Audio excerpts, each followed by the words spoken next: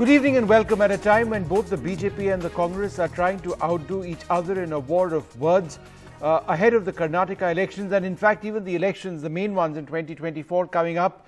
The statement made by Digvijay Singh, in fact a tweet where he thanked the German government for recognizing what he said was the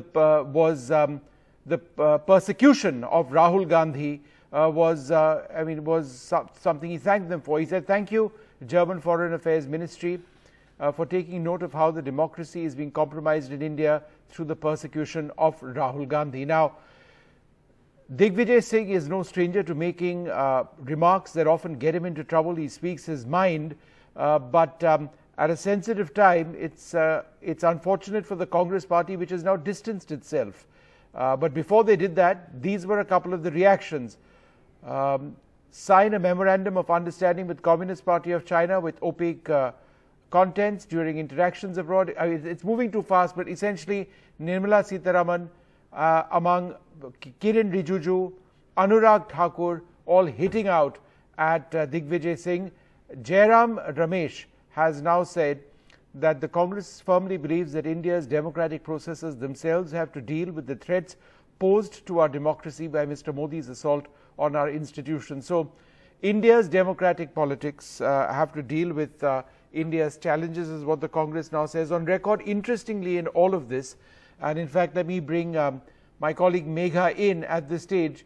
Interestingly, Rahul Gandhi had actually said the same thing when he was at Cambridge, that India's internal institutions need to deal with India's problems. Now, he said a lot of other things as well which got him into trouble, but Digvijay Singh just added sort of salt to the injury, to the wound as it were.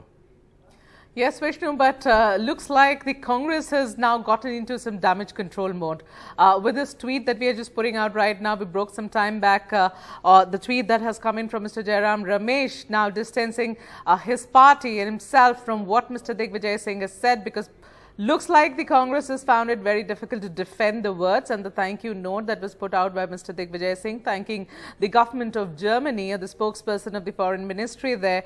The lady there in the press conference, when she was asked a question on Rahul Gandhi's matter, she said that she's expecting the judicial freedom and the democratic values to be upheld in India. These words will hurt any government, any democratic free government, and it has pretty much hurt ours also. The reaction that you saw was, but the reaction of the BJP, Vishnu, that came in was not to the German statement. Or in some days back, we also heard from the US government that was a wishy-washy statement on Rahul Gandhi, but then you have foreign governments reacting on this matter.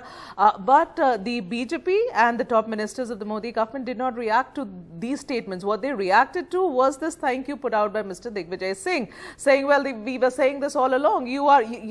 It's just a reinforcing of the charge that the BJP has been making that Rahul Gandhi is seeking foreign intervention. What better way to sort of prove their point than this thank you note from Mr. Digvijay Singh? So Congress obviously now has gotten into this damage control mode, and the tweet that Mr. Jairam Ramesh has just put out, because they were silent through the day and we were wondering why the Congress has not spoken, either taking the side of what Mr. Digvijay Singh is saying or otherwise.